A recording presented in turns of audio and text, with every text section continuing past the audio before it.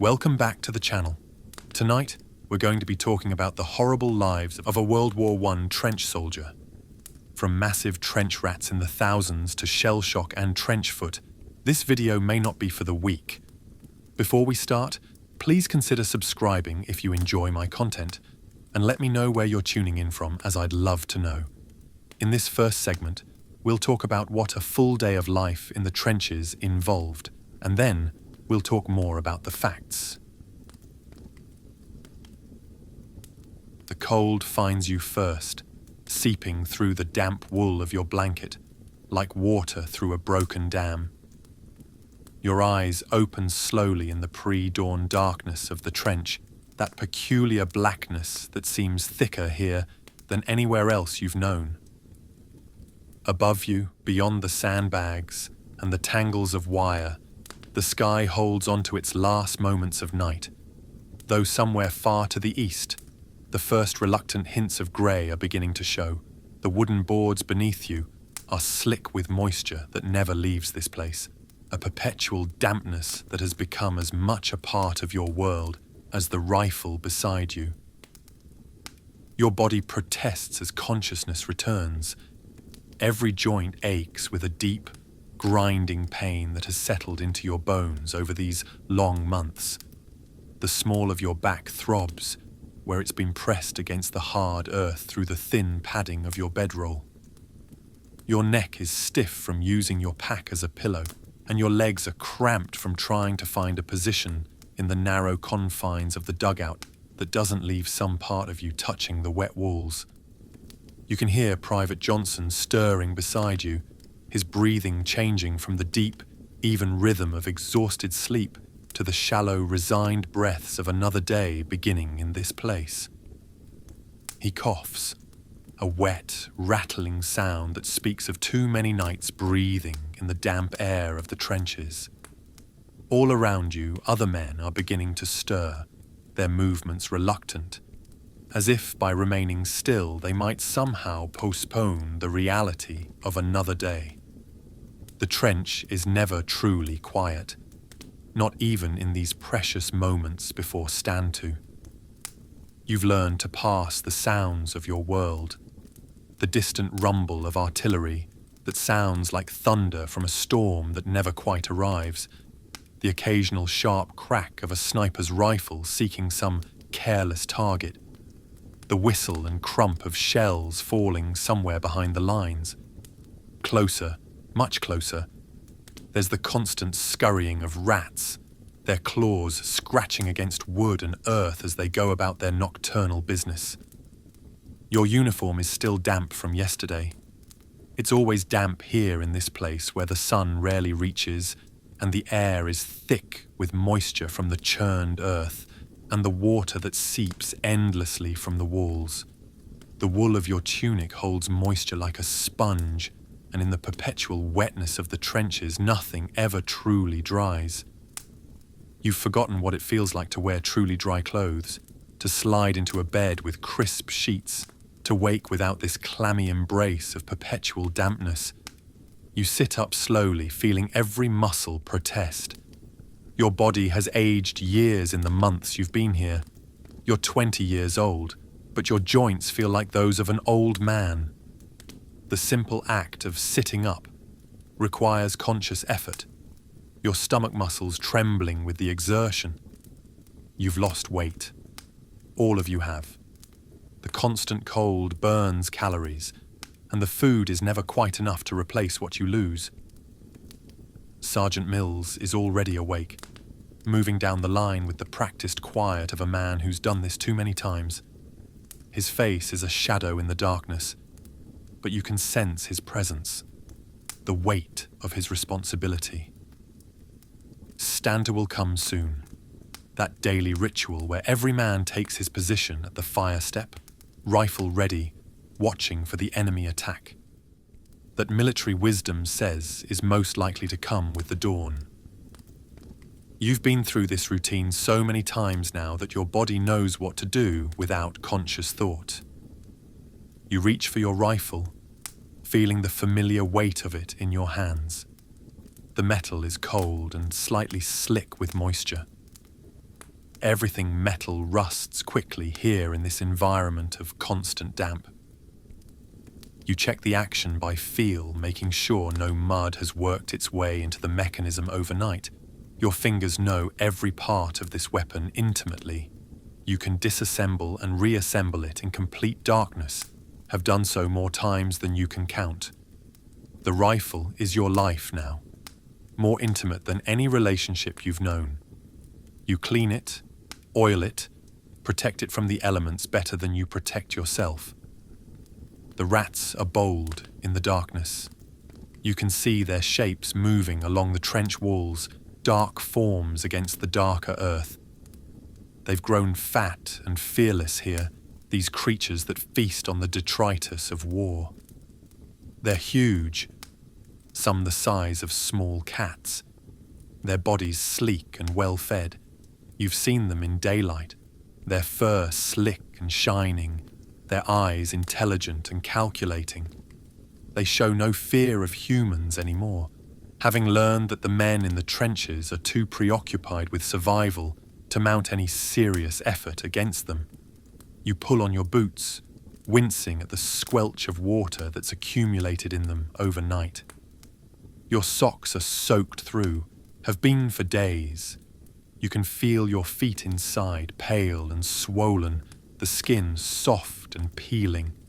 Trench foot, the medics call it.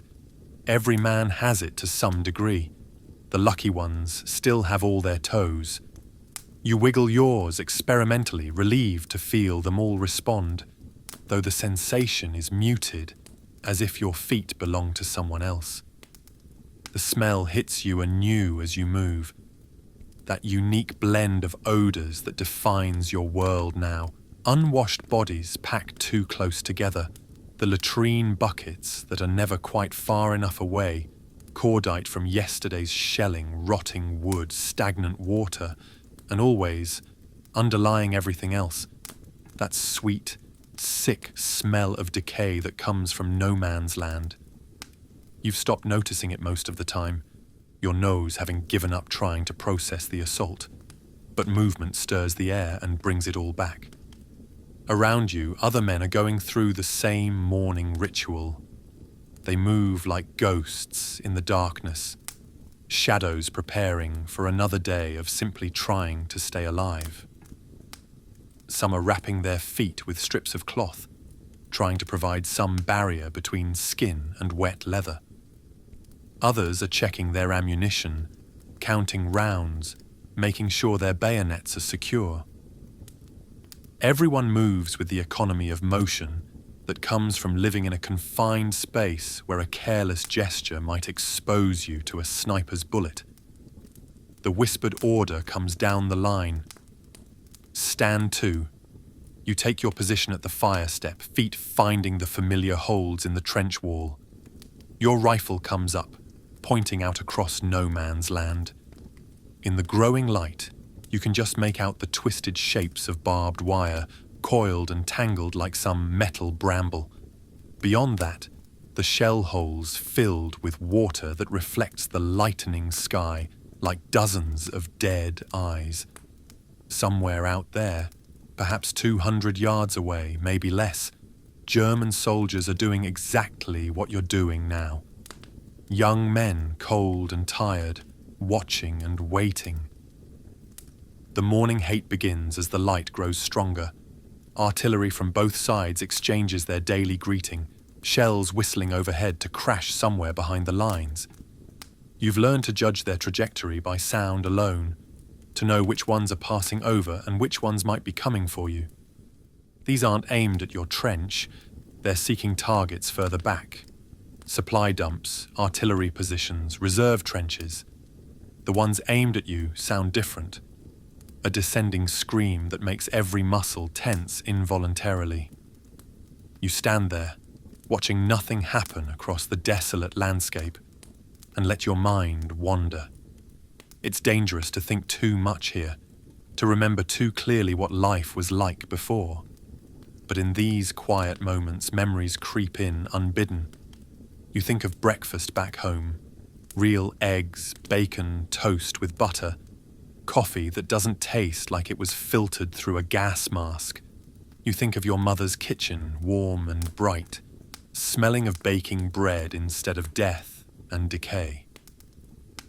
Stand to passes without incident, as it does most mornings. The order comes to stand down, and you can begin the business of another day. Men relax fractionally, though you never truly relax here. There's always the chance of a random shell, a sniper who's found a new position, a gas attack drifting on the morning breeze. But the ritual danger of dawn has passed, and now comes the mundane danger of simply existing in this place. Breakfast, such as it is, appears in the form of tea brewed from water that tastes of chlorine and petrol.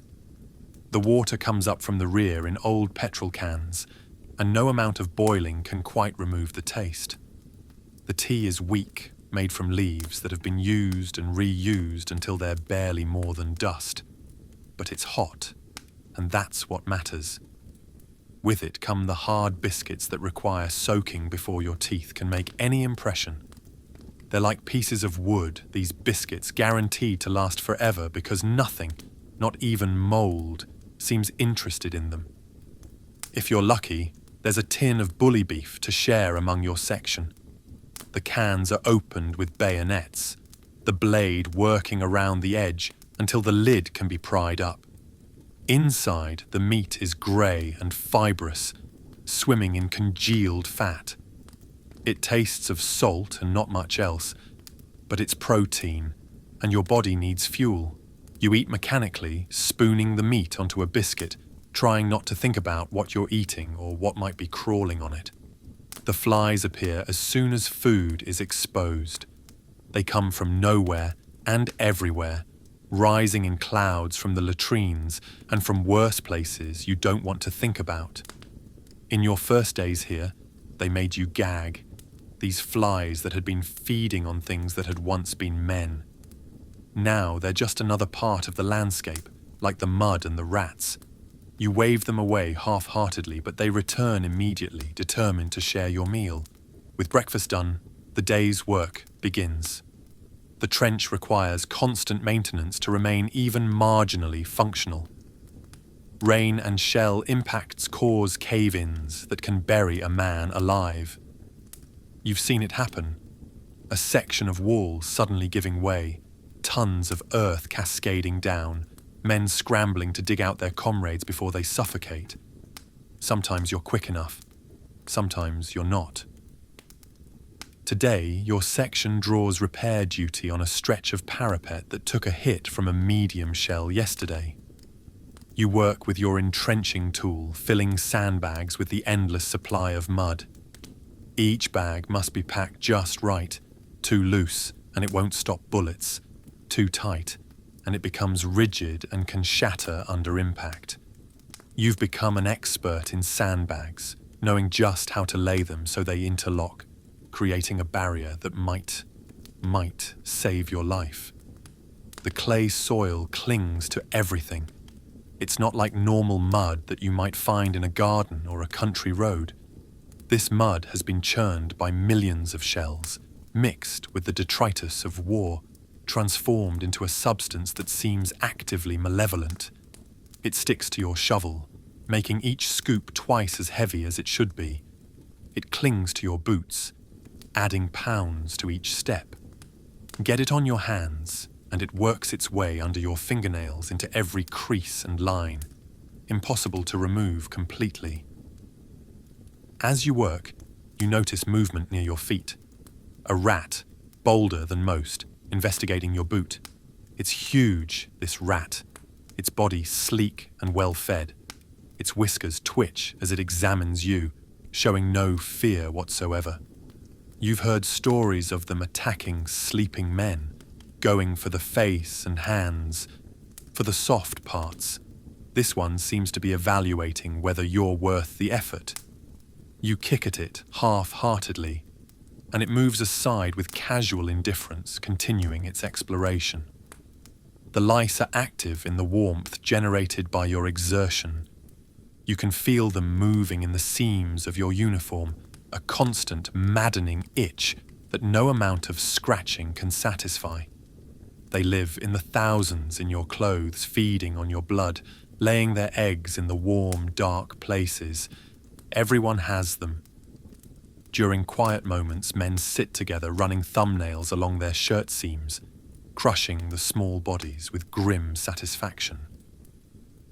It's a losing battle. For everyone killed, 10 more seem to take its place. The eggs are impossible to eliminate without boiling water and soap, neither of which are available in the quantities needed. You've tried everything to get rid of them. Some men burn them out with candle flames, running the fire along the seams. Others have tried various powders and ointments sent from home. Nothing works for long. The lice are as much a part of trench life as the mud and the rats. They drive men to distraction with their constant crawling, their feeding that leaves red welts across your body. Some men scratch themselves bloody trying to find relief. Midday brings a brief respite from the work. You find a relatively dry spot to sit, your back against the trench wall. The sun is high now, though its warmth barely penetrates into your world of mud and shadows. You can see a strip of sky between the sandbag parapets, brilliantly blue and impossibly clean. Sometimes you see aircraft up there, tiny specks circling and occasionally diving at each other. That's a different war entirely, clean and quick and decisive. Down here in the mud, nothing is clean or quick. Mail call produces a few precious letters from home. Yours is worn from its journey, the envelope soft with handling. You open it carefully, trying not to tear the precious paper. Your mother's handwriting, neat and familiar, brings a lump to your throat. She writes about the garden, about how the roses are blooming early this year.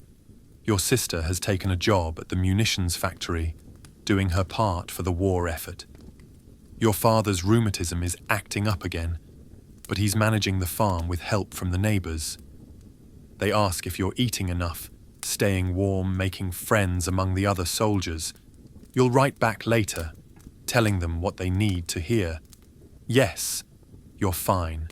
The food is adequate. The other fellows are good company.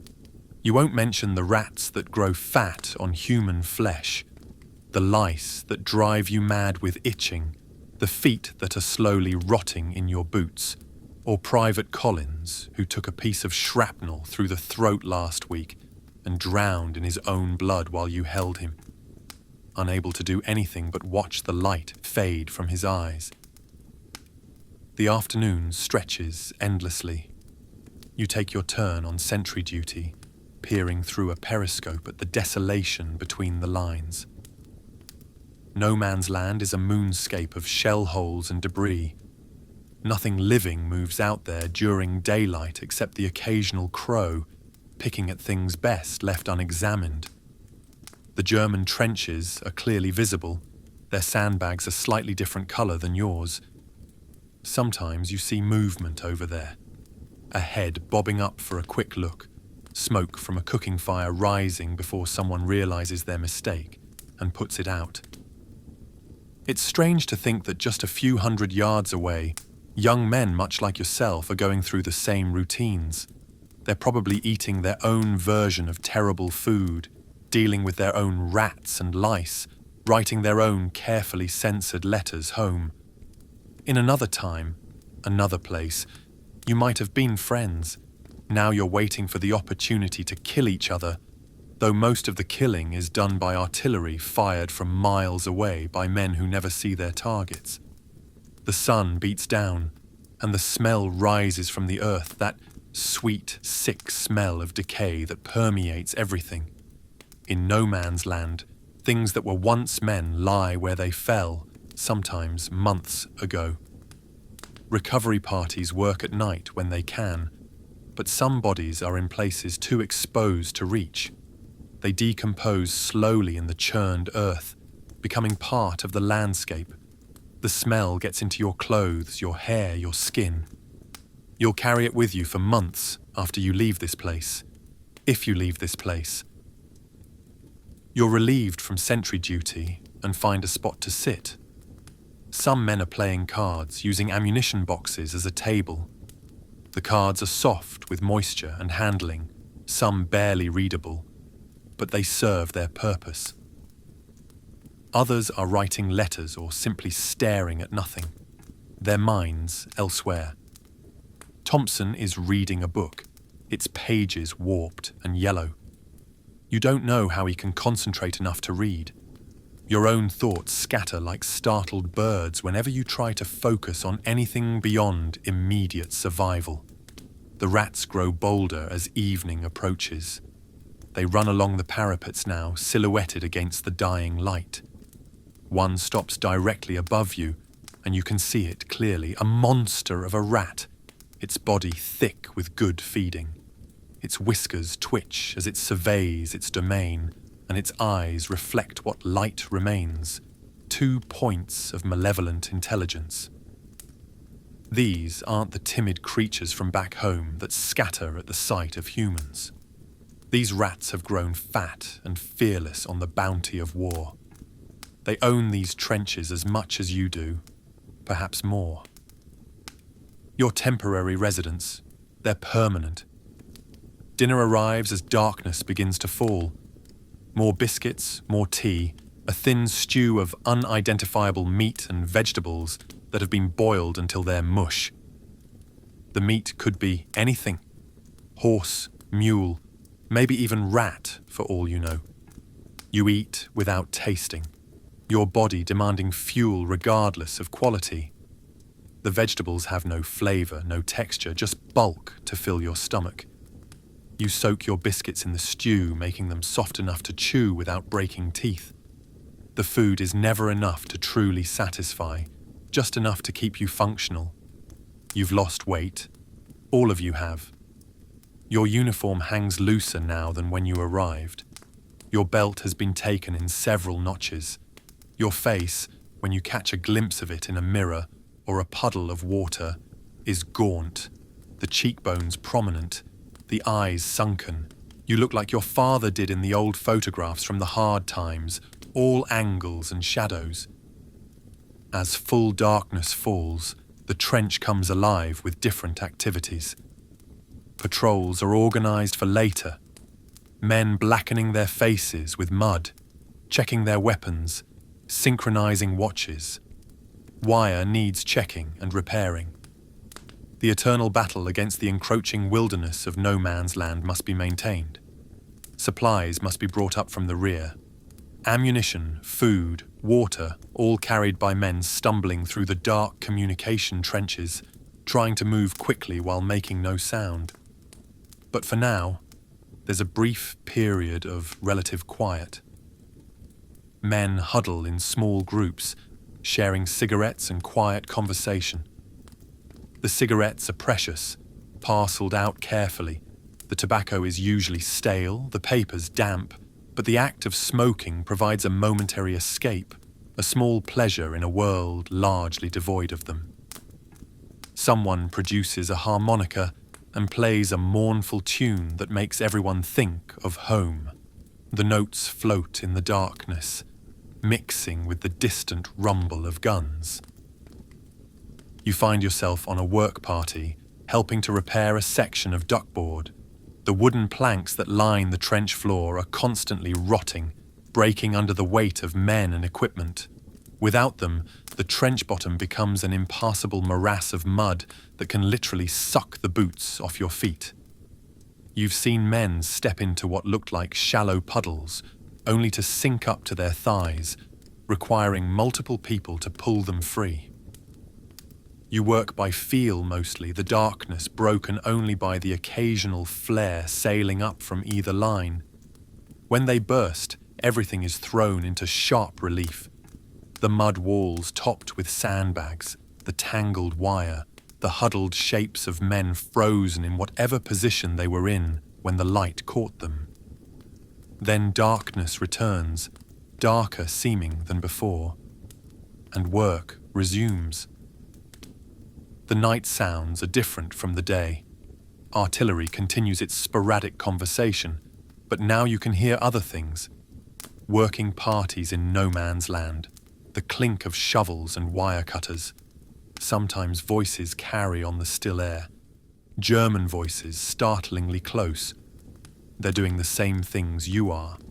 Repairing wire, improving positions, trying to survive another night. Once you swear you hear laughter, and it strikes you how strange it is that men can laugh here, in this place of death and misery. Your feet are numb now, have been for hours. The water in this section is ankle deep despite constant efforts to drain it. You can feel things floating past your boots in the dark water. Debris, equipment, things you don't want to identify. The cold has settled into your bones, a deep ache that no amount of movement can dispel. Your hands are clumsy with cold as you work, dropping nails, fumbling with planks. A flare goes up directly overhead, and everyone freezes. In its harsh magnesium light, the trench looks like something from a nightmare. Mud-covered men frozen in grotesque positions, shadows dancing wildly on walls of earth held back by slowly rotting wood and rusting metal. You can see every detail with painful clarity, the water running down the walls, the rats watching from their holes, the exhaustion on every face. Then the flare dies, plunging you back into darkness, and movement resumes. The work is finished eventually, and you make your way back to your section. Your body moves automatically through the familiar maze of trenches, feet finding their way without conscious thought. You've learned to navigate in complete darkness, one hand trailing along the wall, counting traverses and fire bays until you reach home. Home. A hole in the ground barely 6 feet wide, but it's your hole, your section, the closest thing to safety this place offers. Your blanket is where you left it, only slightly more damp than this morning. You wrap it around yourself, trying to find a position that doesn't put pressure on the worst of your sores and aches. The dugout is crowded with men trying to rest, each seeking what comfort they can find. Someone is snoring already, the sound mixing with the ever-present scurrying of rats and the distant thump of artillery. Around you, men are settling in for another night.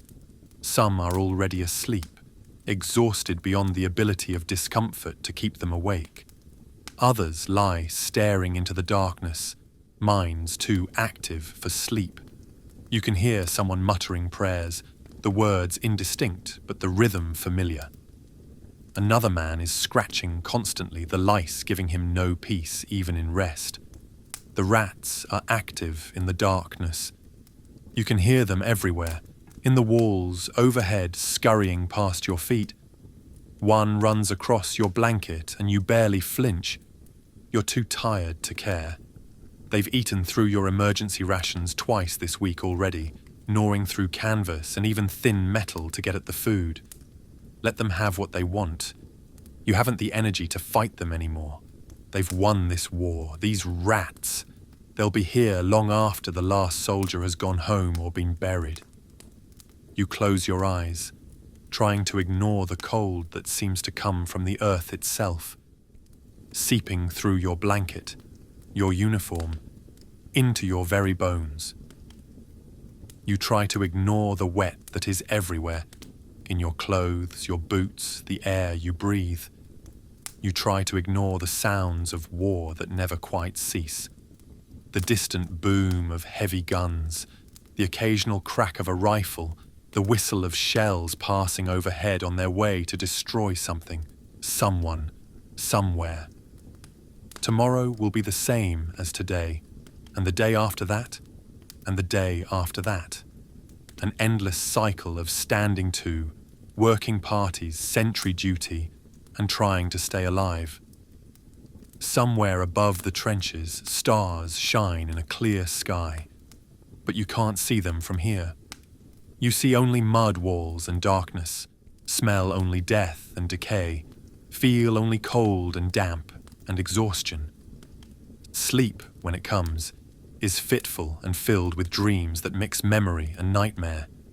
You dream of clean sheets and dry clothes, of food that has flavor, of a world where rats are small and frightened of humans.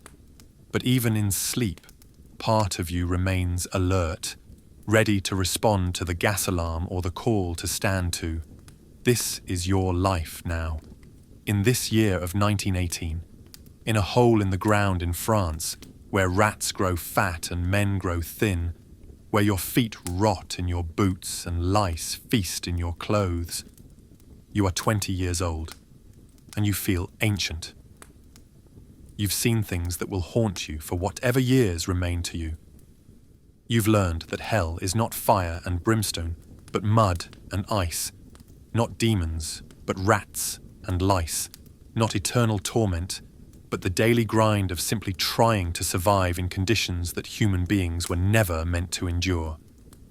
Tomorrow, if you're lucky, you'll wake to do it all again, and the day after that, and the day after that, until either the war ends or you do.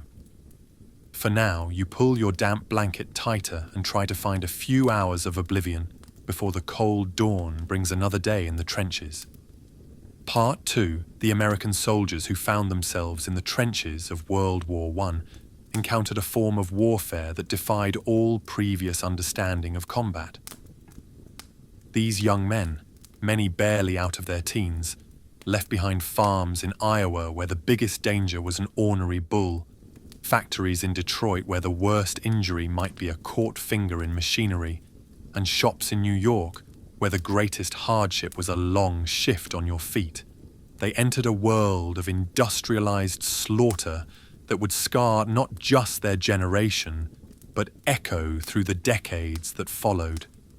They were called doughboys, a nickname whose origin remains debated among historians to this day. Some say it came from the dusty marching that made them look like they were covered in dough, others from the doughy appearance of the large brass buttons on their uniforms that resembled dumpling dough. Still others trace it back to the Mexican-American War, when soldiers were said to have eaten so much flour-based food they resembled dough, while another theory suggests it came from the adobe dust that covered soldiers in the Southwest, which when mixed with sweat formed a dough-like coating. Whatever the true origin, the name stuck, and these doughboys would write their own chapter in the horrific story of trench warfare, a chapter written in mud and blood and the quiet courage of young men far from home. The American entry into the war came late, with the first significant numbers of troops arriving only in 1918, though some units had trickled in during late 1917. By then, the European powers had been locked in their deadly embrace for nearly 4 years, since that fateful August of 1914, when what should have been a minor Balkan conflict exploded into global warfare. The trenches had evolved from temporary defensive positions hastily dug in the autumn of 1914 into elaborate underground cities, stretching from the English Channel to the Swiss border in an unbroken line of fortifications that scarred the earth like a suppurating wound. The Americans inherited positions that had been fought over, died in, and rebuilt countless times.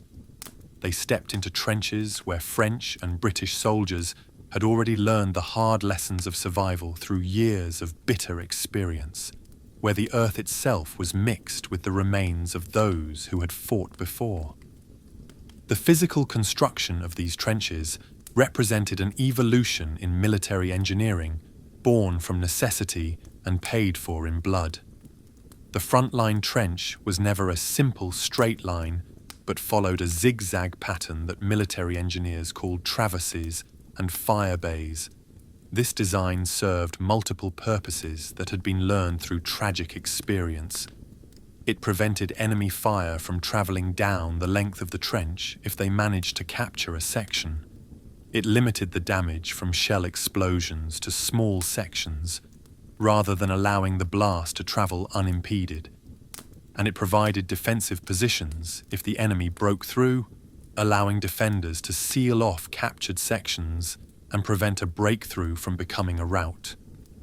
Behind the front line lay support trenches, typically positioned about 70 yards back, though this distance varied based on terrain and tactical considerations. These were connected by communication trenches that allowed movement while maintaining cover from enemy observation and fire, creating a vast network that resembled nothing so much as a deadly maze. The typical trench was about 7 feet deep and 6 feet wide, though these dimensions varied considerably based on the terrain, the time available for construction, and the specific tactical requirements of each sector. In areas with high water tables, trenches might be shallower with higher sandbag parapets to compensate. In rocky ground, they might be little more than sangars, stone walls built above ground because digging was impossible. The front wall, facing the enemy, was called the parapet and was built up with sandbags to provide additional protection. These sandbags, filled with earth and carefully placed, could stop bullets and shrapnel, though a direct hit from artillery would blow them apart like paper. A fire step was cut into the forward wall, allowing soldiers to stand high enough to fire over the parapet while still having most of their body protected. This simple feature was crucial. Without it, soldiers would have to expose themselves completely to fire their weapons. The rear wall, called the parados, was also reinforced with sandbags to protect against shells that overshot their target or artillery fire from the flanks. Dugouts were carved into the walls, providing some protection from weather and shell fire, though these varied enormously in quality. Some were merely scooped-out holes that could barely fit a man lying down, while others, particularly in sectors that had been stable for months or years, were elaborate underground rooms with wooden walls, electric lights powered by generators, and even crude furniture. German dugouts were generally superior to Allied ones, often going down 30 or 40 feet with multiple rooms and concrete reinforcement. The Americans, arriving late, inherited whatever their allies left them, usually the less elaborate constructions. But these technical descriptions fail utterly to capture the reality of life in these earthen prisons. The trenches were a world unto themselves, with their own geography that soldiers had to learn like blind men learning Braille, their own rules that could mean the difference between life and death, their own horrors that civilian language had no words to describe. Water was the constant enemy, more persistent than the Germans, more deadly than gas. The high water table in much of France and Belgium meant that trenches filled with water at the slightest rain, and rain was frequent. Pumps worked constantly but could rarely keep pace with the seepage that came through walls, rose from below, and fell from above. Men stood in water for days at a time, water that was not clean rain but a foul mixture of mud, human waste, and worse things that didn't bear thinking about. The water pooled in the bottom of trenches, creating a soup of indescribable foulness. It mixed with the chalky soil to create a particular type of mud that clung to everything. This wasn't ordinary mud, like you might find in a garden after rain. This was mud that had been churned by millions of shells, mixed with the detritus of human habitation, contaminated with everything from latrine overflow to decomposing flesh. It had a consistency like glue when wet and concrete when it dried. It could suck the boots right off a man's feet, and often did, leaving him to continue in stockings that would last perhaps minutes before wearing through. Men had drowned in this mud, falling into shell holes filled with it, and being unable to extract themselves before it pulled them under. Trench foot was a condition that modern medicine understands well, but was mysterious and terrifying to the soldiers who suffered from it. The medical name was immersion foot, caused by prolonged exposure to cold and wet conditions. the cold caused blood vessels in the feet to constrict, reducing circulation. Without adequate blood flow, the tissue began to die. The feet would swell, turn numb, and in severe cases, develop gangrene. The progression was horrifyingly predictable. First came the numbness and swelling. The feet would turn white and wrinkled like hands left too long in a bath, but this was no temporary condition. Then came the pain as circulation tried to return. Agony that men described as like having their feet held in fires. The skin would peel off in layers, sometimes taking toenails with it. The smell was horrific, a sweet rotting odor that experienced soldiers could identify immediately. In extreme cases, toes would simply fall off, turning black and dropping away like rotten fruit. Some men lost entire feet to the condition. Prevention required regular changing of socks and keeping feet dry, nearly impossible in trenches where standing water was the norm and dry socks were rarer than letters from home. Officers conducted foot inspections, and men could be disciplined for allowing their feet to deteriorate, as if they had any real control over the conditions. The prescribed treatment was to rub whale oil on the feet and change socks twice daily. But whale oil was in short supply and often stolen for other purposes. It could be burned in lamps or even used for cooking. And dry socks. A man might receive 2 pairs a week if he was lucky, and keeping them dry in a trench where everything was perpetually soaked was simply impossible. Some men tried wrapping their feet in sandbags or pieces of rubber ground sheets, anything to provide a barrier between skin and water. Nothing worked for long. The Americans brought some innovations to trench warfare, approaching it with the fresh perspective of those who hadn't been ground down by years of stalemate.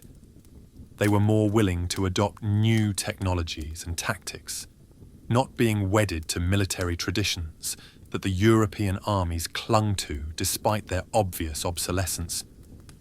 The American use of shotguns in trench raids was so effective that the Germans lodged formal protests through diplomatic channels, claiming they were inhumane.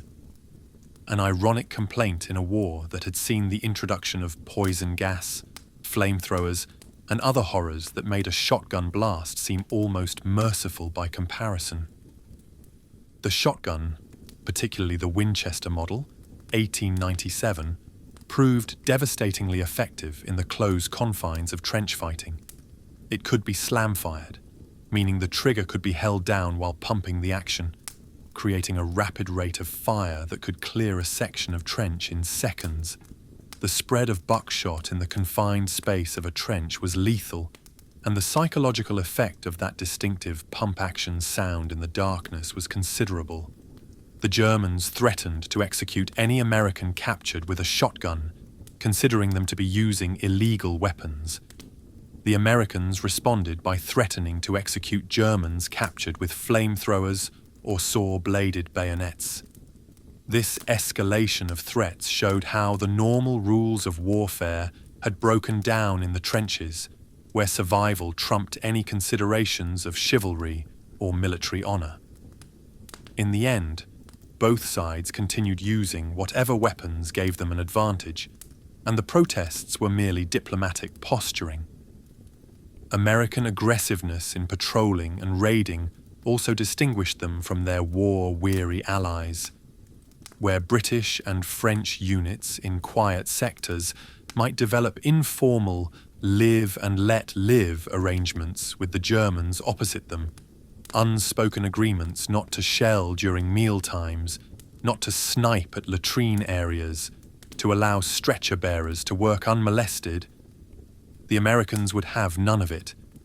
They insisted on constant aggressive action, sending out patrols nightly, conducting trench raids, keeping the Germans constantly on edge.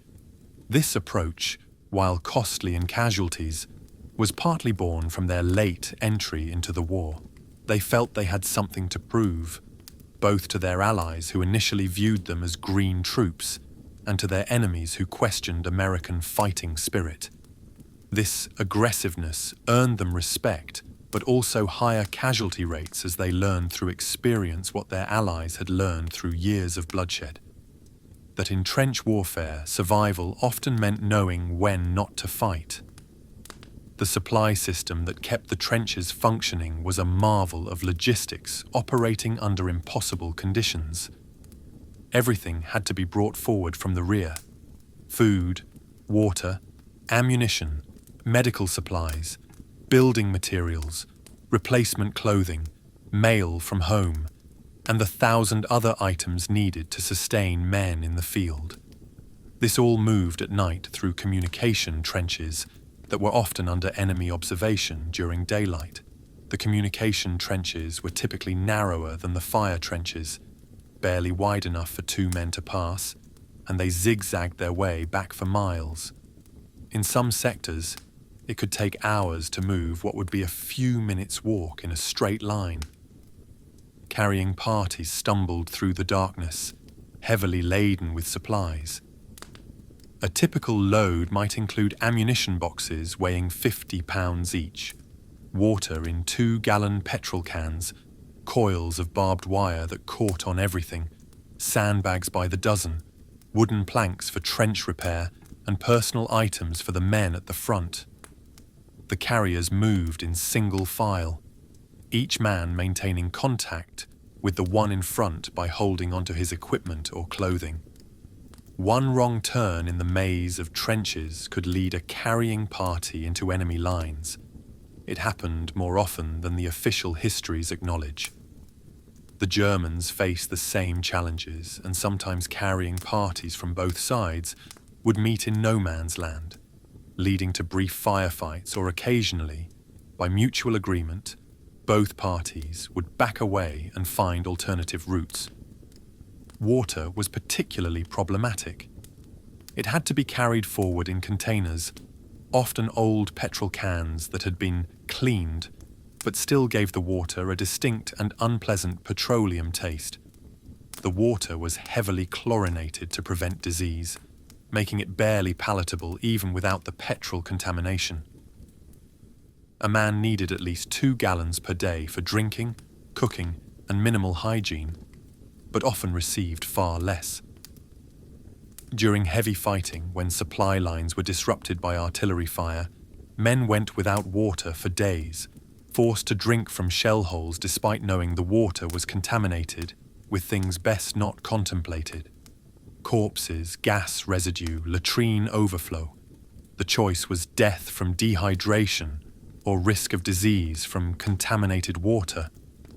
Most chose the risk. The food in the trenches was monotonous, barely adequate nutritionally, and often revolting to eat. The staple was canned corned beef, known universally as bully beef. It came in tins that had to be opened with bayonets or special can openers that were always getting lost in the mud. The meat was heavily salted, fibrous, and swimming in congealed fat that was solid in cold weather and liquid in warm. When cold, it had to be dug out of the tin in chunks. When warm, it was a greasy soup. The taste was of salt and not much else, and after months of eating it daily, men would gag at the sight of the distinctive tins. Yet it was protein, and bodies burning calories in the cold and stress-needed fuel regardless of taste. Hard biscuits, descendants of the hardtack carried by soldiers for centuries, required soaking in water or tea before they could be chewed without breaking teeth. These biscuits were so hard they could reportedly stop shrapnel, though few were willing to test this theory. They were made to last indefinitely, which they did by being completely unpalatable to everything, including bacteria and mold. Jokes about their manufacture date were common. Soldiers swore they were eating biscuits left over from the Boer War or even the American Civil War. When soaked, they turned into a kind of paste that could be eaten, though enjoyed would be too strong a word. When hot food was available, It was prepared in field kitchens well behind the lines and carried forward in containers called dixies. By the time it reached the front trenches, it was usually lukewarm at best and often cold. The menu was limited: stews of questionable meat and vegetables boiled until they lost all texture and flavour, soups that were little more than hot water with some floating debris, occasionally a treat like jam or cheese. The cooks did their best with limited ingredients and primitive conditions, but there was only so much that could be done with army rations. Fresh vegetables were almost unknown, and fruit was a rare luxury that caused great excitement when it appeared. Many soldiers developed minor scurvy from the lack of vitamins in their diet, adding bleeding gums and slow-healing wounds to their catalogue of miseries. The lack of proper nutrition had serious effects on the soldiers' health and morale.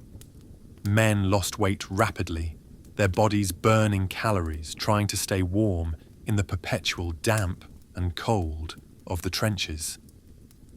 The monotonous diet led to digestive problems that were exacerbated by the unsanitary conditions. Constipation alternated with diarrhea, both conditions made worse by the primitive latrine facilities. The combination of poor diet, contaminated water, and stress led to widespread digestive issues that added another layer of misery to trench life. But perhaps no aspect of trench life was more universally despised than the rats. These were not the small, timid creatures that might inhabit a barn or basement back home. Trench rats grew to enormous size, some reportedly as large as cats, though in the stories soldiers told, they grew larger with each telling. Some veterans swore they saw rats the size of small dogs, though this was likely exaggeration born from fear and disgust. What wasn't exaggeration was that these rats were huge by normal standards, with bodies a foot long not counting the tail, and they were absolutely fearless around humans. They fed on the detritus of war, food scraps, human waste, and most horrifically the bodies of the dead that often lay unreachable in no man's land for weeks or months. The rats grew fat and fearless on this diet, developing an intelligence and boldness that unnerved even the bravest soldiers. They seemed to organize themselves, with scouts that would test defenses and groups that would attack food supplies in coordinated raids. Whether this was true organization or simply the appearance of it, the effect on morale was the same. Men felt they were fighting a war on two fronts, against the Germans and against the rats. The rats were everywhere, in the walls of the trenches where they had extensive tunnel systems, in dugouts where they would drop from the ceiling onto sleeping men, in the supplies where they gnawed through containers to get at food. They ran along the parapets in broad daylight, showing no fear of the humans who nominally controlled the trenches. Soldiers told of rats that would attack sleeping men, going for exposed flesh, particularly faces and hands. Whether these attacks were attempts to feed on living flesh or simply the rats defending their territory was debated. But the result was the same: men sleeping with their faces covered despite the difficulty breathing through gas masks or cloth. They gnawed through everything.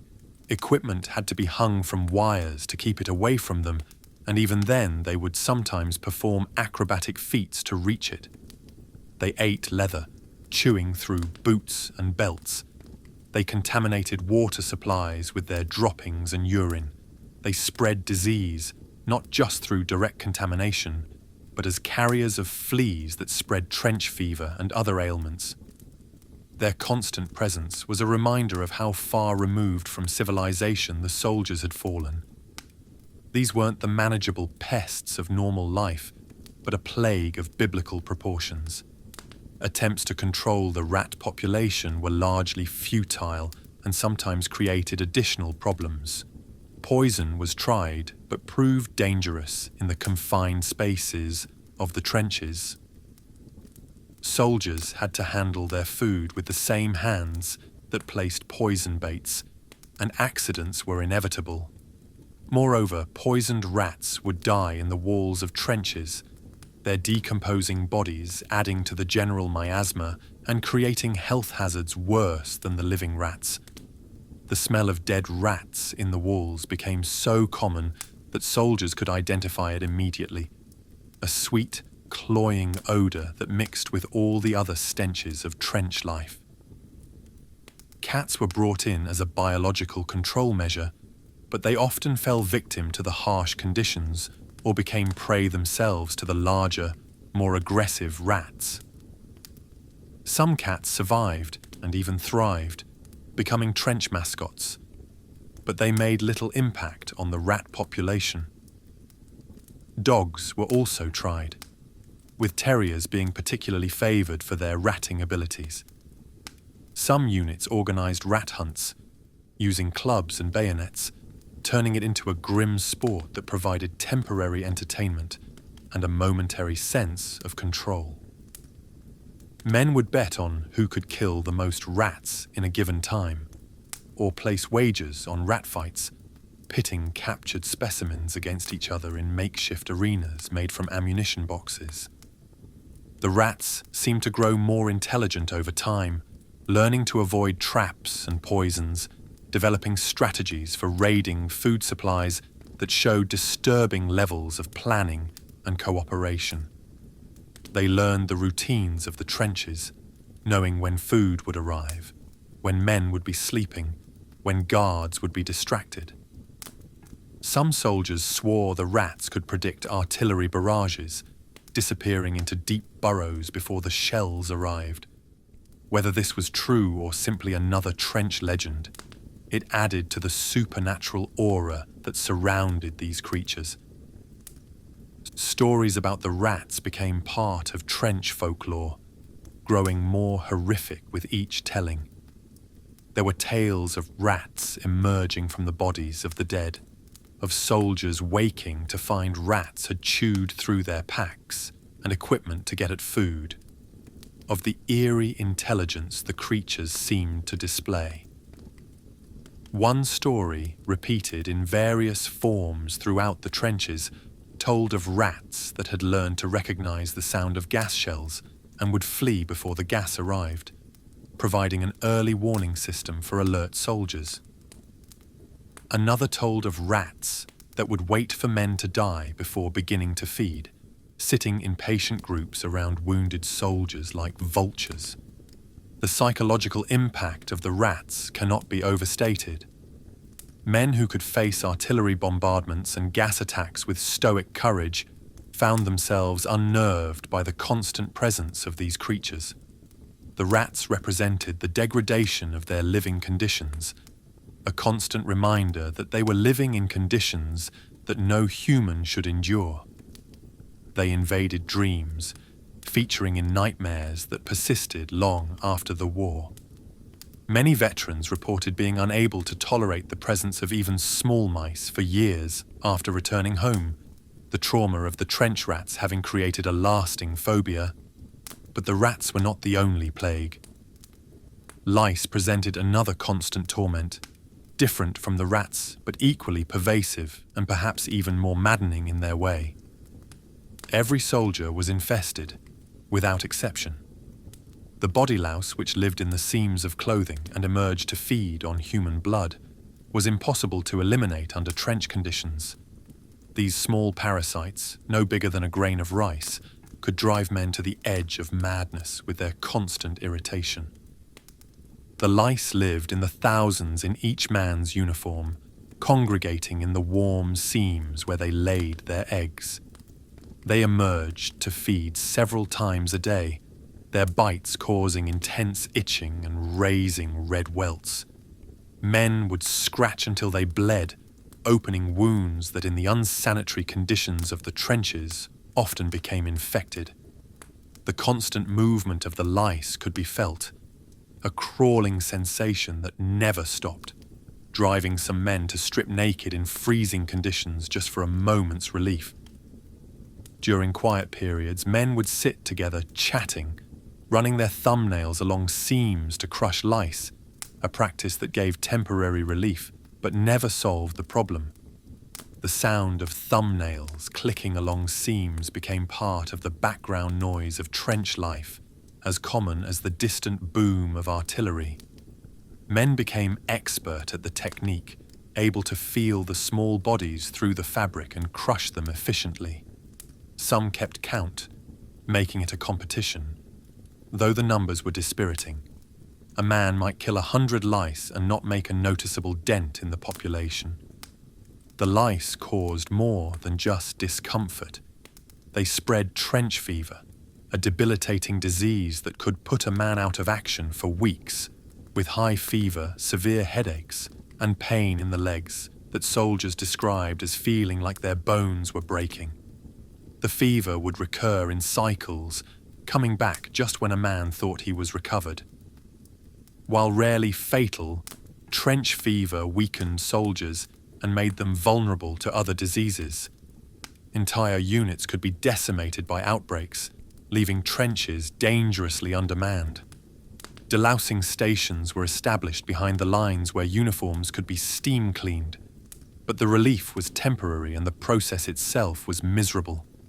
Men had to strip naked in often freezing conditions, hand over all their clothing for treatment, and wait shivering for its return. The uniforms would come back free of adult lice, but often still containing eggs that would hatch within days. Moreover, the trenches themselves were so infested that reinfection was immediate upon return to the front lines. Some men preferred to keep their lice rather than endure the delousing process, reasoning that the devil they knew was better than the temporary discomfort for such short-lived relief. Various remedies were tried with little success. Powder issued by the army was largely ineffective. Home remedies sent by well-meaning relatives, various ointments, soaps, and solutions provided hope but little relief. Some men tried burning the lice out with candles, running the flame along seams to kill both adults and eggs. This was dangerous in the confined spaces of dugouts filled with flammable materials and sometimes resulted in burns or fires. Others experimented with chemicals that proved as harmful to human skin as to lice. The psychological effect of the constant infestation was profound. The knowledge that thousands of parasites were living on your body, feeding on your blood, laying eggs that would hatch into more parasites, created a sense of violation that went beyond physical discomfort. Men felt dirty in a way that had nothing to do with the actual mud and grime of trench life. The lice were a constant reminder of how far they had fallen from civilized life, reduced to hosting parasites like animals. Beyond the rats and lice, disease in general claimed as many lives as combat in many units. The concentration of men in unsanitary conditions, the stress that weakened immune systems, the poor nutrition, and the constant exposure to cold and wet created perfect conditions for epidemics. Respiratory infections were endemic. The sound of coughing was constant in the trenches, a harsh chorus that never ceased. What started as a simple cold could quickly progress to bronchitis or pneumonia in the damp conditions. Pneumonia was a major killer, and men who developed it had poor chances of survival given the primitive medical facilities and lack of antibiotics. Tuberculosis spread rapidly in the confined spaces of dugouts and trenches. Men slept packed together for warmth, breathing the same stale air, sharing the same contaminated spaces. The disease found perfect conditions for transmission, and weakened immune systems offered little resistance. Men who survived gas attacks often had damaged lungs that made them particularly susceptible to tuberculosis. The characteristic cough of tuberculosis became familiar, and men learned to recognize and avoid those showing symptoms. Though in the confined world of the trenches, true avoidance was impossible. The Spanish flu pandemic of 1918 hit the armies with devastating force. The H1N1 influenza virus found perfect conditions in the trenches. Dense populations of young men, weakened by stress and poor nutrition, living in unsanitary conditions. The pandemic, which would go on to kill more people worldwide than the war itself, seemed particularly virulent among soldiers. Units could be decimated in days, with more men falling to flu than had fallen to enemy action in months of combat. The symptoms of the Spanish flu were terrifying. It struck with little warning. A man could be healthy at morning, stand to, and dead by evening. High fever, delirium, and in severe cases, patients would literally drown as their lungs filled with fluid. The bluish discoloration of the skin that gave the flu its nickname, the Blue Death, was a sign that the end was near. Medical facilities, already overwhelmed with combat casualties, struggled to cope with the additional burden of disease. There weren't enough beds, not enough medical staff, not enough of anything to deal with the crisis. Men died in their dugouts, unable to reach medical care, their bodies adding to the general contamination of the trenches. Those who recovered were often weakened for weeks, easy prey for secondary infections. The flu struck without regard for rank or position. Generals died alongside privates. It added another layer of randomness to death in the trenches. A man could survive years of combat only to be felled by an invisible enemy against which courage and training meant nothing. Shellshock, what we now recognize as post-traumatic stress disorder, affected countless soldiers, though the true numbers will never be known as many cases went unrecognized or were misdiagnosed as cowardice. The constant threat of death, the noise of bombardments that could go on for days without cessation, the sight of friends blown apart in an instant, the inability to fight back against random artillery fire, all combined to break men's minds as surely as shrapnel broke their bodies. The symptoms varied widely. Some men became catatonic, sitting motionless for hours, unresponsive to any stimulus. They would stare at nothing with 1,000-yard stares that looked through rather than at anything. Others developed uncontrollable shaking that made it impossible to hold a rifle steady or perform the simplest tasks. The shaking could be so severe that men couldn't feed themselves, couldn't write letters home, couldn't function as soldiers or even as human beings. Still others simply withdrew into themselves, becoming hollow-eyed ghosts who went through the motions of soldiering without really being present. They would follow orders mechanically but showed no initiative, no emotion, no sign of the person they had been before. Some developed specific phobias related to their trauma. Men who had survived burial by shell explosion might panic in confined spaces. Those who had experienced gas attacks might hyperventilate at any unusual smell. The sound of shells had different effects. Some men could judge caliber and trajectory with uncanny accuracy born of experience, while others would cower at the slightest sound, unable to distinguish between distant explosions and immediate danger. The military medical establishment was completely unprepared for psychological casualties on such a scale. Military doctrine had no place for men whose bodies were whole, but whose minds were shattered. Early in the war, shell shock was often treated as cowardice or malingering. Men were accused of lacking moral fiber, of being weak, of failing in their duty. Some were court-martialed for cowardice and shot, their executions serving as examples to others who might be tempted to break down. These executions stand as one of the war's great injustices. Men killed by their own side for the crime of being human in inhuman conditions. As the war progressed and the scale of the problem became undeniable, attitudes slowly changed. though treatment remained primitive. Some doctors recognized shellshock as a legitimate medical condition and tried various treatments.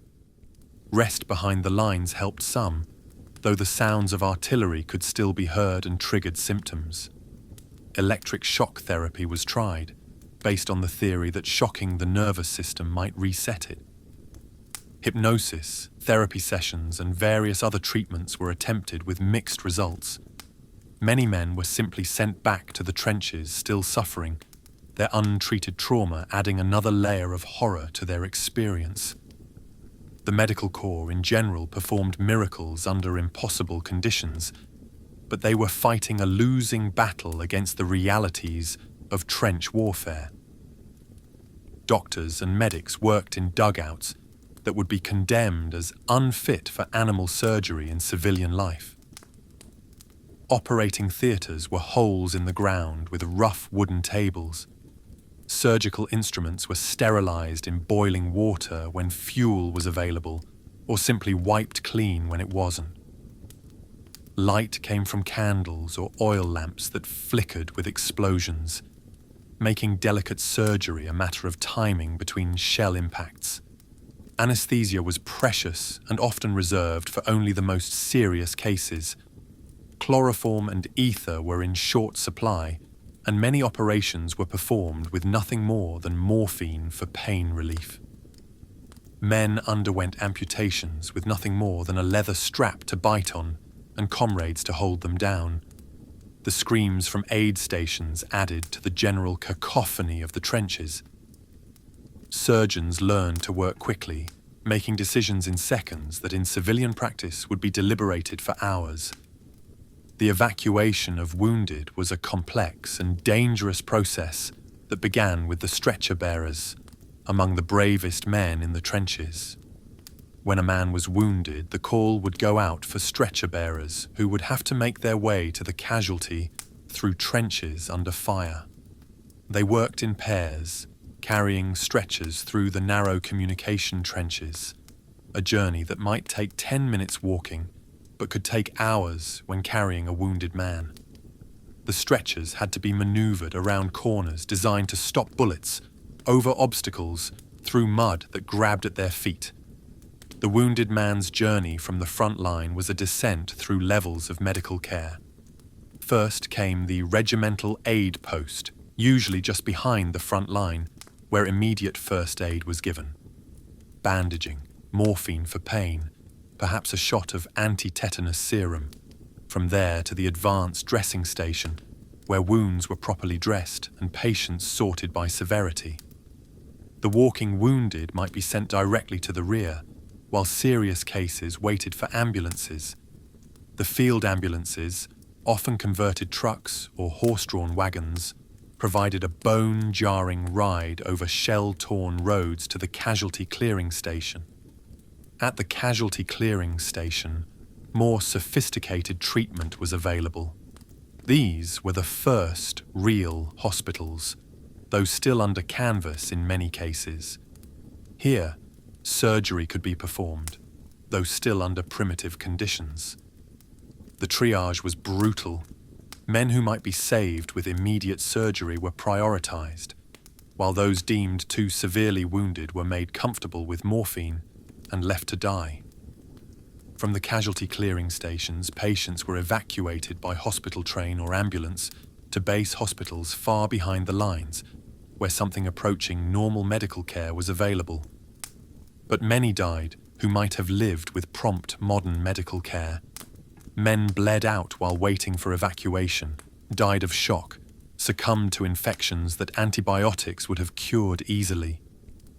The time between wounding and treatment was critical, and in the chaos of battle, that time could stretch into hours or even days. Men lay in no man's land, wounded and unable to move, listening to the calls of stretcher bearers who couldn't reach them. Some were rescued under cover of darkness, others died where they fell, their bodies joining the countless others that littered the battlefield.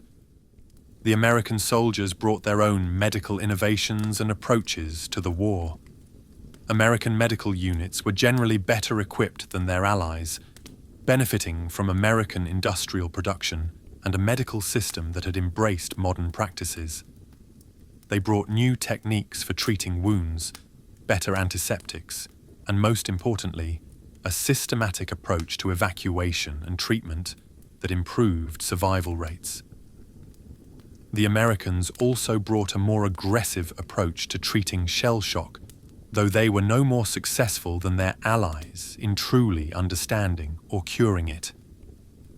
Among the American soldiers themselves, the shared hardship of trench life broke down barriers that had seemed insurmountable in civilian life, regional differences that had defined American society since the Civil War faded in the face of common danger. A farm boy from Alabama discovered he had more in common with a factory worker from Chicago than he had differences. They shared the same mud, the same lice, the same fear, and the same determination to survive and protect their comrades. Class distinctions, so rigid in civilian society, meant little in the trenches. The son of a banker and the son of a sharecropper were equal when facing a German machine gun. Education mattered less than the ability to judge the sound of incoming shells. Social graces were useless compared to the skill of keeping a rifle clean in muddy conditions. Men were judged by their reliability under fire, their willingness to share their last cigarette, their ability to maintain morale with a joke when things were at their worst. These bonds, forged in extremity, often lasted a lifetime. Men who survived the war together remained in contact for decades, bound by experiences that those who hadn't been there could never truly understand. They didn't need to talk about what they had shared. A look, a phrase, a remembered name was enough to bring it all back. These were not friendships in the normal sense, but something deeper, a brotherhood sealed in mud and blood. The experience of African American soldiers added another complex dimension to the American presence in the trenches. Segregated into separate units and often assigned to labor duties rather than combat, they faced discrimination from their own army while fighting for a country that denied them basic rights. Yet those who did see frontline service proved themselves equal to any soldiers in the war. The 369th Infantry Regiment, known as the Harlem Hellfighters, spent more time in frontline trenches than any other American unit. 191 days of continuous frontline service. The French, less burdened by American racial prejudices, welcomed the African American soldiers and treated them as equals. This treatment was a revelation to men accustomed to Jim Crow laws and systematic discrimination. They ate in French restaurants that would have been closed to them in America, were welcomed in French homes, and were judged by their courage rather than their color. The contrast with their treatment by white American soldiers, who often tried to export American racism to France, was stark. The Harlem Hellfighters earned numerous French decorations, including the Croix de Guerre for the entire regiment. They never gave up ground and never had a man captured, a record few units could match. Their regimental band, led by James Reese Europe, introduced jazz to European audiences, adding a cultural dimension to their military service. Yet when they returned to America, they faced the same discrimination they had left behind, their service forgotten or minimized in official histories for decades. The relationship between American soldiers and their allies was complex and evolved over time. The British and French initially viewed the Americans as naive newcomers who had yet to learn the realities of modern warfare. This attitude was not without justification. Early American attacks often suffered heavy casualties from tactics that had been proven obsolete years earlier. American commanders, eager to prove their worth, sometimes ordered frontal assaults against positions that more experienced commanders would have approached differently. The Americans' insistence on aggressive action in quiet sectors annoyed Allied units who had developed informal, live-and-let-live arrangements with the Germans opposite them. These arrangements, born of exhaustion and pragmatism, might include unspoken agreements not to shell during mealtimes, not to snipe at latrine areas, or to allow stretcher-bearers to work unmolested. The Americans, fresh and eager for combat, disrupted these arrangements, leading to increased casualties on all sides and resentment from war-weary allies. Language barriers caused numerous problems and occasional humor. American slang puzzled British and French soldiers, while Americans struggled with British military terminology and French place names. A British barrage was an American bombardment, British Archie was American anti-aircraft fire, and place names were mangled beyond recognition. Misunderstandings could have serious consequences when orders were misinterpreted or locations confused. Staff officers had to learn to translate not just between languages, but between military cultures. Despite these difficulties, mutual respect developed over time. The Americans learned from their allies' hard-won experience, adopting tactics and techniques proven in years of combat. They learned the importance of artillery preparation, the value of limited objectives, the necessity of consolidating gains rather than pushing beyond support. The Allies, in turn, were reinvigorated by American enthusiasm and impressed by American resources. The sight of fresh American divisions marching to the front, well-equipped and eager for combat, gave hope to soldiers who had begun to despair of victory. The sheer scale of American resources amazed allies accustomed to making do with less. American units arrived with equipment that seemed lavish by European standards, ample ammunition, new uniforms, modern medical supplies.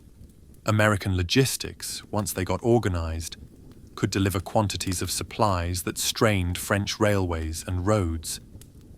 This material abundance, combined with manpower that seemed inexhaustible compared to the depleted European armies, shifted the balance of the war.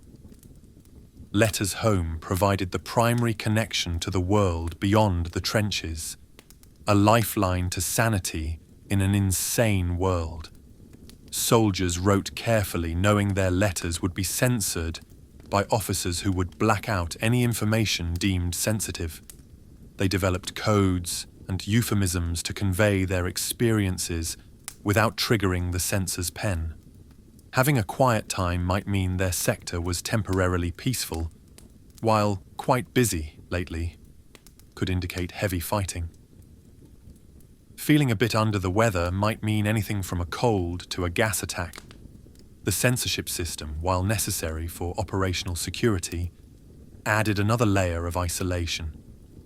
Men couldn't share their true experiences with those they loved most. The horror of trench life, the constant fear, the friends lost, the degradation of living conditions, all had to be hidden behind cheerful phrases and reassurances. This enforced dishonesty created a gulf between soldiers and civilians that many found impossible to bridge even after the war. How could you explain to someone whose biggest worry was food rationing what it was like to live with rats the size of cats? How could you describe the smell of gas gangrene to someone who had never smelled anything worse than spoiled milk? The letters that soldiers sent home were masterpieces of omission. They wrote about the weather, always fine or a bit wet. They wrote about their comrades, always good fellows having grand times. They asked about home, dwelling on every detail of a normal life that seemed increasingly unreal. A description of a family dinner could be read and reread dozens of times, each detail savoured. News of local events, a wedding, a birth, even a death from normal causes, connected them to a world where people still died in beds surrounded by family, rather than blown to pieces in muddy holes. Mail call was the highlight of any day when it occurred. The arrival of mail bags at the front was an event that could lift morale more than extra rations or a day's rest. Men who had been sunk in apathy would become animated, crowding around as names were called. Letters from home were read and reread until they fell apart from handling. They were carried in breast pockets next to hearts, a talisman against the dehumanization of trench life. Photographs were especially treasured. Images of sweethearts, wives, children, parents, even family pets were passed around and admired. Men who had never met each other's families knew them through these photographs, discussing wives and children as if they were old friends. The photographs were carefully protected from the damp, wrapped in oilcloth or kept in waterproof tins. Losing a photograph was a tragedy that could send a man into deep depression. Packages from home were shared among squad mates with mathematical precision. A cake from home, though usually stale and crumbled by the time it arrived, was divided equally among all present. Cigarettes were pooled and distributed. Warm socks were sometimes literally worth their weight in gold. The contents mattered less than the connection they represented. Proof that somewhere, in a clean, safe place, someone was thinking of them. But these connections to home were both comfort and torture. They reminded men of everything they were missing, everything they might never see again. A letter describing spring planting could reduce a farm boy to tears. A photograph of a child taking first steps was joy and agony for a father who might never see those steps in person. The normal concerns of home, worry about money, local gossip, minor illnesses, seemed both precious and impossibly trivial compared to the daily struggle for survival in the trenches. Entertainment in the trenches was improvised from whatever materials and opportunities were available. It served not just to pass time, but to maintain sanity, to assert humanity in inhuman conditions. Card games were universal, with poker and blackjack being favourites. The cards themselves became artifacts of trench life, soft with moisture and handling, held together with tape or string, some cards barely readable but still functional. Decks were treasured and protected, sometimes lasting through an entire tour of duty. Gambling was technically against regulations but universally practiced. Money meant little in the trenches where there was nothing to buy, so bets were often for more practical stakes. Cigarettes, chocolate, duty assignments. A good poker player could ensure a steady supply of cigarettes, while a poor one might find himself on latrine duty for weeks.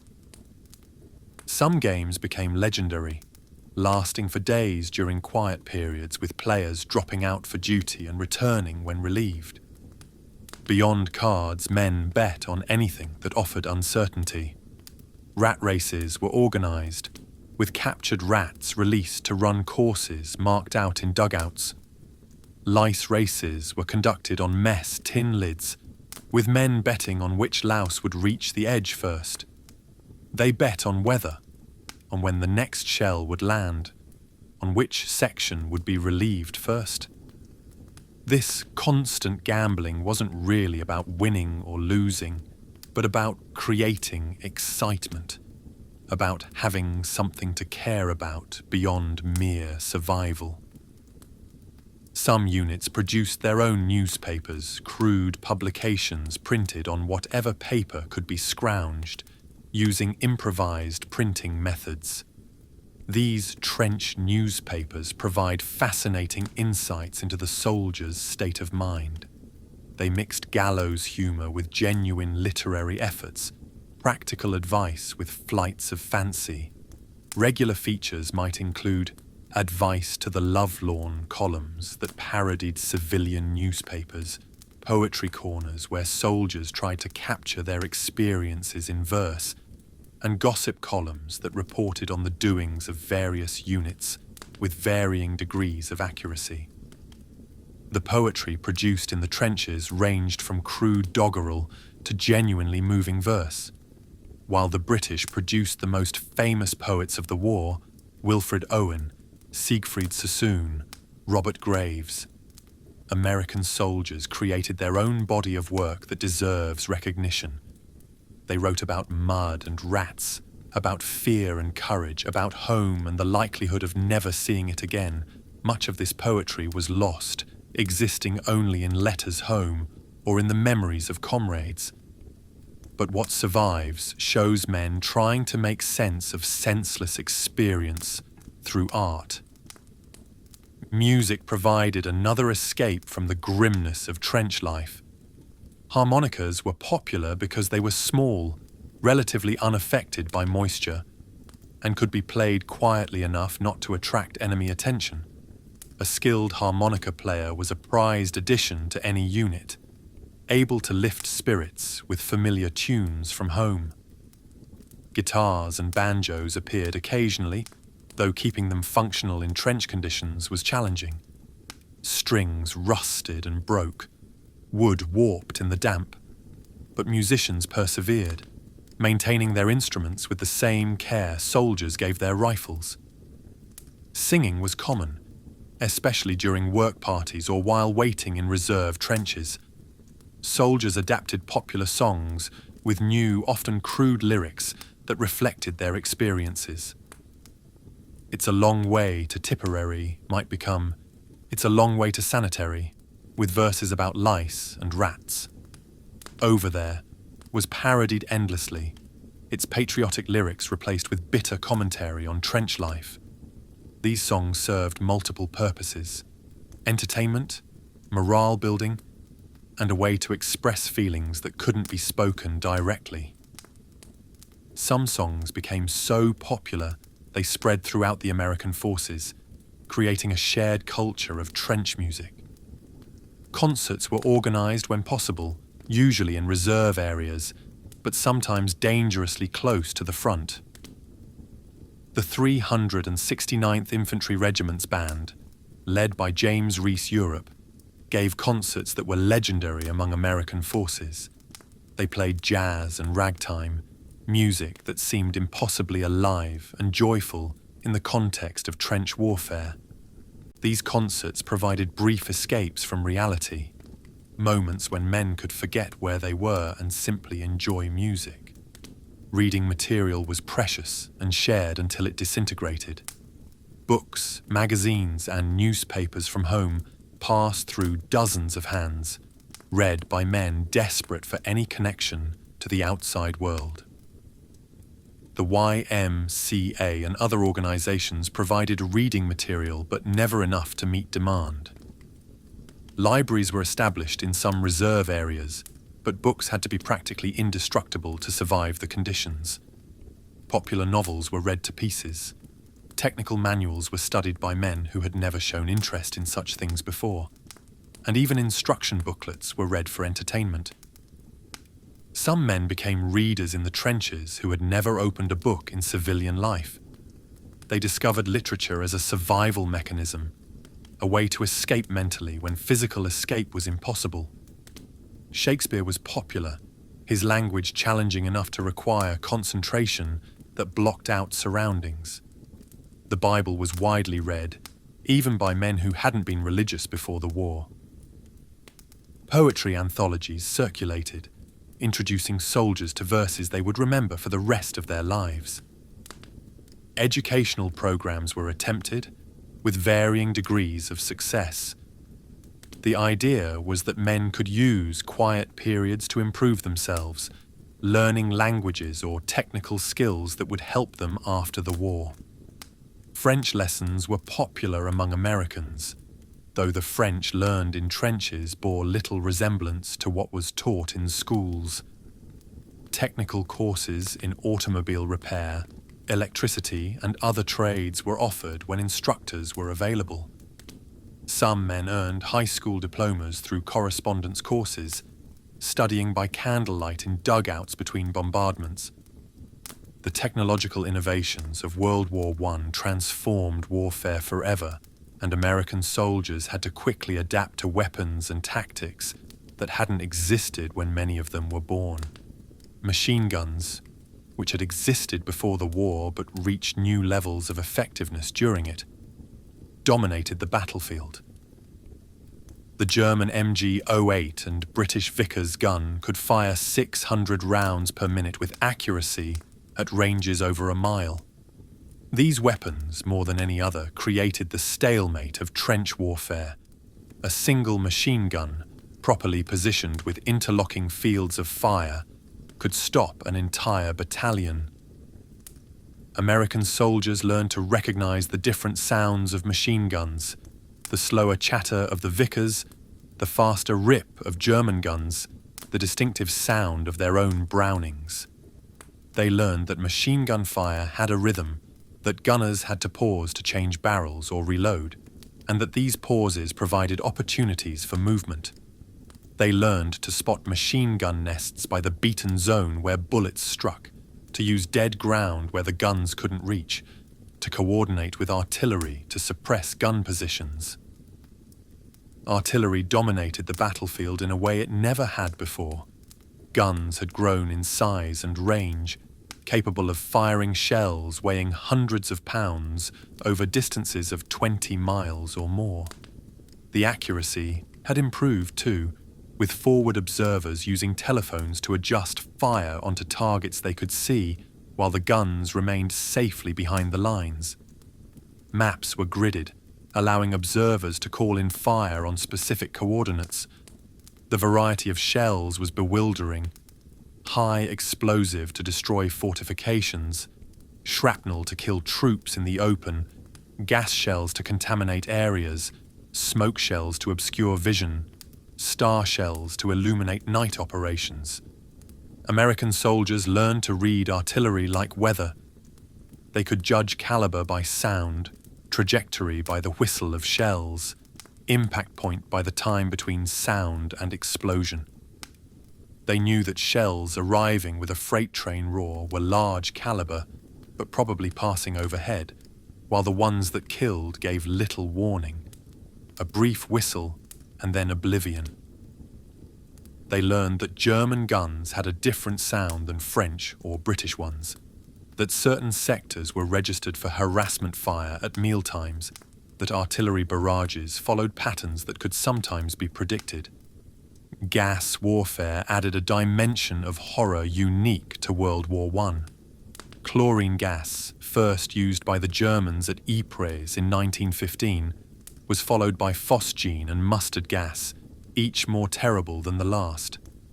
Gas masks, while providing protection, were hot, uncomfortable, and limited vision and breathing. American soldiers arrived with masks that were theoretically superior to early war models, but still miserable to wear for extended periods. The fear of gas was constant. Every soldier slept with his mask within easy reach, and gas alarms made from shell casings hung every few yards along trenches. The first warning of gas was often smell. Chlorine smelled like bleach, phosgene like musty hay. Mustard gas had a subtle garlic odor that by the time you smelled it, exposure had already occurred. Gas could come without warning on still nights, rolling across no man's land like fog. It pooled in low places, filled dugouts and shell holes, lingered for days in contaminated areas. Men learned to recognize the different types of gas shells by their sound. The plop of gas shells was distinct from the sharp crack of high explosive. Mustard gas was particularly horrific. It wasn't always immediately fatal, but caused severe burns to any exposed skin, blinded those who got it in their eyes, and caused agonizing death if inhaled.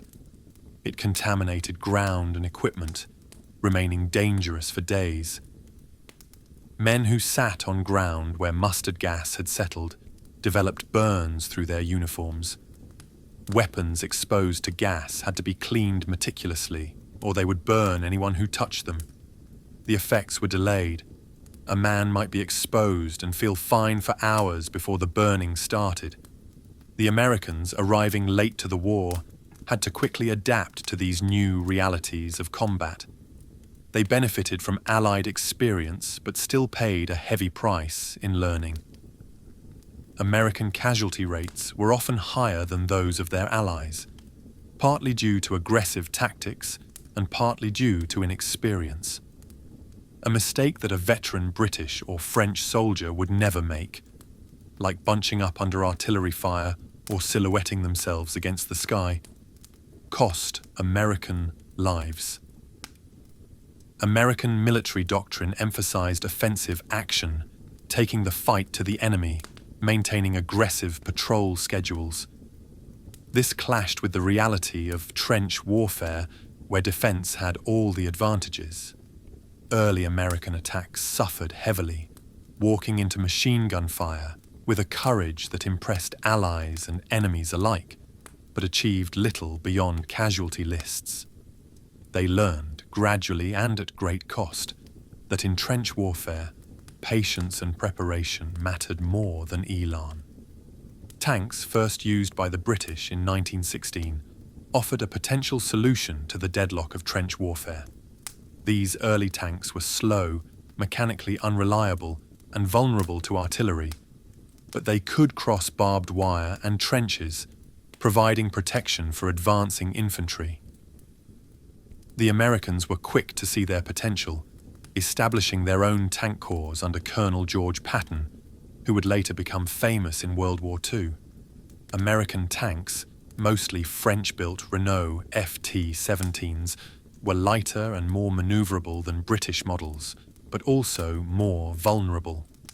American tank crews learned that their vehicles, while impressive, were far from invulnerable. Tanks regularly broke down, got stuck in mud, or were destroyed by direct hits from artillery. Interior conditions were hellish, hot, filled with engine fumes, deafeningly loud. Communication between crew members was nearly impossible, and coordination with infantry difficult. Still, tanks pointed to the future of warfare, and American enthusiasm for mechanization would shape military thinking for decades to come. Aircraft evolved rapidly during the war, transforming from reconnaissance platforms to fighters and bombers. The romance of aerial combat, with its individual duels and chivalrous traditions, stood in stark contrast to the anonymous slaughter of the trenches. American soldiers watched dogfights overhead with fascination, cheering when an enemy plane went down. But aircraft also brought new dangers: strafing attacks on trenches, bombing of rear areas, and most importantly, aerial reconnaissance that made concealment increasingly difficult. American pilots, flying mainly French aircraft until American production ramped up, earned a reputation for aggressive tactics. The Lafayette Escadrille, American volunteers flying for France before official American entry, had established a tradition of courage that regular American squadrons tried to live up to. Names like Eddie Rickenbacker became famous, but for every ace, dozens of pilots died in training or their first combat missions. The life expectancy of a new pilot at the front was measured in weeks. Communication in the trenches remained primitive despite technological advances. Telephone lines were constantly cut by shell fire, requiring brave signalmen to repair them under fire. Runners carrying messages had one of the most dangerous jobs in the trenches, racing through fire to deliver orders that might be outdated by the time they arrived. Carrier pigeons were used extensively, with mobile pigeon lofts maintained close to the front lines. The famous Lost Battalion of the 77th Division was saved partly by a pigeon named Cher Ami that delivered a message despite being shot. As 1918 progressed, American involvement increased dramatically. Fresh divisions arrived weekly, bringing new energy to the Allied cause but also new challenges. These new soldiers had to quickly adapt to trench conditions that their predecessors had months to get used to. They learned by watching veterans, by making mistakes, by surviving day to day. They learned that keeping weapons clean was more important than spit and polish appearance, that dry socks were worth their weight in gold, that the veteran who seemed slovenly might know things that could save your life. The contrast between training and reality was stark. In training camps in America, they had practiced attacking across open fields, maintaining dress lines, following pre-war tactical manuals. In the trenches, they learned that bunching up meant death, that cover mattered more than formation, that a few yards of mud gained might cost 100 lives. They learned to respect veterans who had survived, to listen to advice about which dugouts leaked least, which sectors were quiet, how to tell if rats were acting strangely, which might mean gas. The final months of the war saw the stalemate finally break. The German spring offensives of 1918, using new stormtrooper tactics, initially succeeded in breaking through Allied lines. For the first time in years, warfare became mobile again. But the Germans exhausted themselves against determined resistance, their advances creating salients that were vulnerable to counterattack. The Allied counteroffensives, with fresh American troops playing an increasingly important role, began to push the Germans back. But even in victory, the trenches claimed their toll. Some of the bloodiest fighting of the war occurred in these final months. The Meuse-Argonne offensive, the largest American operation of the war, cost 26,000 American lives and 95,000 wounded. Men died taking ground that would be abandoned weeks later when the war ended. The bitter irony of dying in the war's final days was not lost on anyone. Every death seemed more tragic when everyone could sense the end approaching. For the Americans in the trenches, the armistice of November 11th, 1918, came as a shock. After months of being told to prepare for campaigns in 1919 and even 1920, suddenly it was over. The guns fell silent at 11 a.m., the silence seeming louder than any barrage. Men who had been trying to kill each other minutes before stood up in their trenches, hardly believing it was real. Some cheered, some wept. Many simply stood in stunned silence, unable to process that they had survived. The immediate aftermath was surreal. Soldiers emerged from their trenches into no man's land, meeting German soldiers doing the same. Men who had been enemies moments before shared cigarettes and showed each other photographs from home. They traded souvenirs, buttons, badges, helmets. The landscape revealed by daylight was apocalyptic. Shell-torn earth stretching as far as the eye could see. Not a building standing, not a tree intact. The full extent of the devastation had been hidden by the limited view from the trenches. But the end of fighting didn't mean the end of dying. Unexploded shells littered the battlefield, claiming victims among souvenir hunters and the unwary. The ground was poisoned with gas residue, metal fragments, and human remains. Disease continued to ravage weakened populations. The Spanish flu reached its peak in the winter of 1918 to 1919, killing more people than the war itself. Men who had survived years in the trenches died in their beds of influenza, the final bitter irony of a war that seemed to specialize in irony. Clearing the battlefields was a monumental task that took years. Bodies had to be recovered and identified where possible, though many were never found, blown to pieces by shells or buried in collapsed trenches. The trenches themselves had to be filled in, though the earth remained scarred. Farmers returning to their land found it transformed into a moonscape, poisoned with chemicals, filled with unexploded ordnance. Even today, a century later, farmers still unearth shells, equipment, and human remains. The doughboys who survived the trenches returned to an America that could not truly understand what they had experienced. They had left as boys full of patriotic enthusiasm and returned as men aged beyond their years. The victory parades felt hollow to men who had seen friends blown apart. The speeches about honor and glory rang false to those who knew war as mud and rats and the smell of gas gangrene. They were expected to simply return to normal life, to forget what they had seen and done, to be grateful they had survived. Many carried physical scars that would never heal.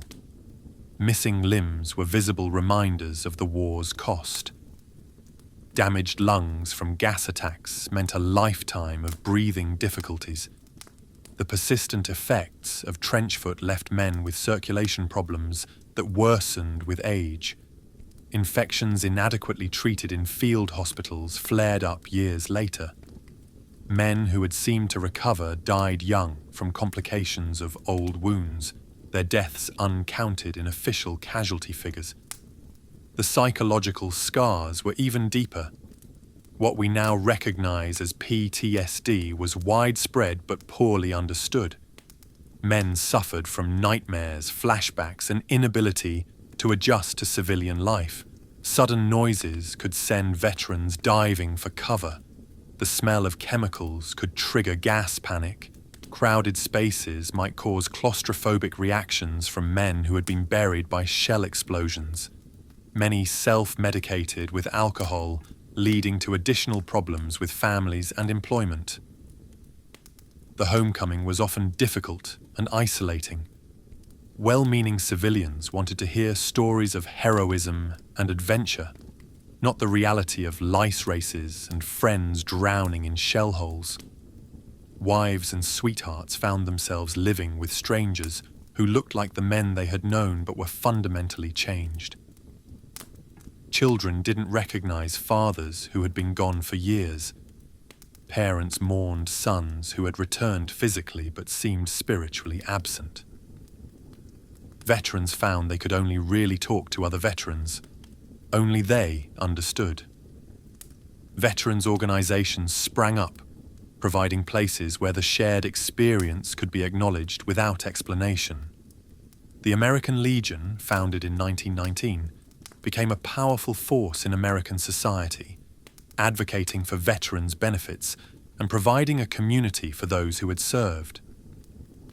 Local posts became places where men could gather, share a drink, and not have to explain why they still checked doorways before entering, or why they couldn't stand to have anyone behind them. Yet for all the horror, many veterans looked back on their trench experience with complex emotions. The intensity of the experience, the bonds formed with comrades, the sense of purpose and shared sacrifice. These things were hard to replicate in civilian life. Some spent the rest of their lives trying to recapture that intensity, that sense of belonging. They missed not the war but the brotherhood, not the danger but the simplicity of purpose, not the trenches but the men they had shared them with. Others wanted nothing more than to forget, to pretend it had never happened. They buried their uniforms, threw away their medals, never spoke of their service. But the memories remained, surfacing in unexpected moments. A rainy day bringing back the endless mud, a rat in the barn causing disproportionate panic, the smell of chemicals triggering memories of gas attacks. The war followed them home in ways they hadn't expected. Most fell somewhere in between, carrying their memories quietly, bringing them out only among others who had been there. They built lives, raised families, contributed to their communities, but always with the knowledge of what humans were capable of doing to each other. They had seen civilization's veneer stripped away, had participated in industrialized killing, had been reduced to basic survival. That knowledge set them apart, made them different from those who hadn't been there. The last American veteran of World War I, Frank Buckles, died in 2011 at the age of 110. With his passing, The living memory of the trenches passed into history, but the lessons remain relevant. The trenches showed us what modern industrial warfare really meant. Not glory and adventure, but grinding attrition and anonymous death. They showed us that technology could create problems faster than it could solve them, that the human capacity for endurance was matched only by the human capacity for creating suffering. The trenches revealed truths about war that romantic notions had obscured. War was not noble charges and individual heroism, but artillery barrages and gas attacks. Victory came not from courage alone, but from industrial capacity and logistics. The enemy was not a monster, but young men much like yourself, trapped in the same hell. These were bitter lessons that challenged everything a generation had been taught about war and honor. Perhaps most importantly, the trenches showed the cost of failure to prevent war. The elaborate system of alliances that was supposed to prevent conflict instead ensured that when conflict came, it would be global. The technologies developed for progress, chemicals for agriculture, machinery for construction, were turned to destruction. The youth of entire nations was sacrificed for gains measured in yards.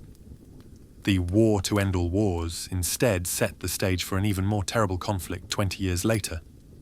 Today, from the comfort of our homes, it's almost impossible to truly comprehend the reality of trench life. We live in a world of comfort and convenience unimaginable to the doughboys. We complain if our coffee is cold or our socks get wet in the rain. We become frustrated if our internet connection is slow or our phone battery dies. The men in the trenches endured cold that lasted months, wet that never dried, hunger that was never satisfied, and fear that never fully subsided. Our homes are warm and dry with clean water at the turn of a tap. We sleep in beds without fear of gas attacks or artillery bombardments. We can travel freely without fear of snipers. We can communicate instantly with loved ones, sharing not just words but images and videos.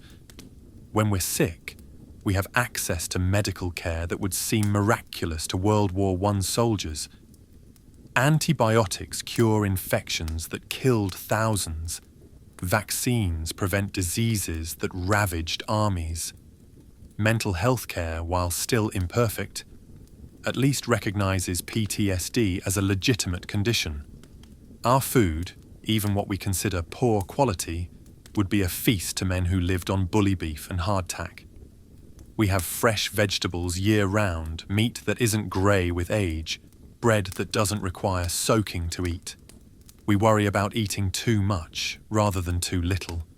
The variety available in an average grocery store would be overwhelming to men who ate the same monotonous rations day after day for months. But perhaps the greatest difference is that we live in a world where the kind of warfare experienced in the trenches is recognized as an aberration, something to be prevented rather than glorified.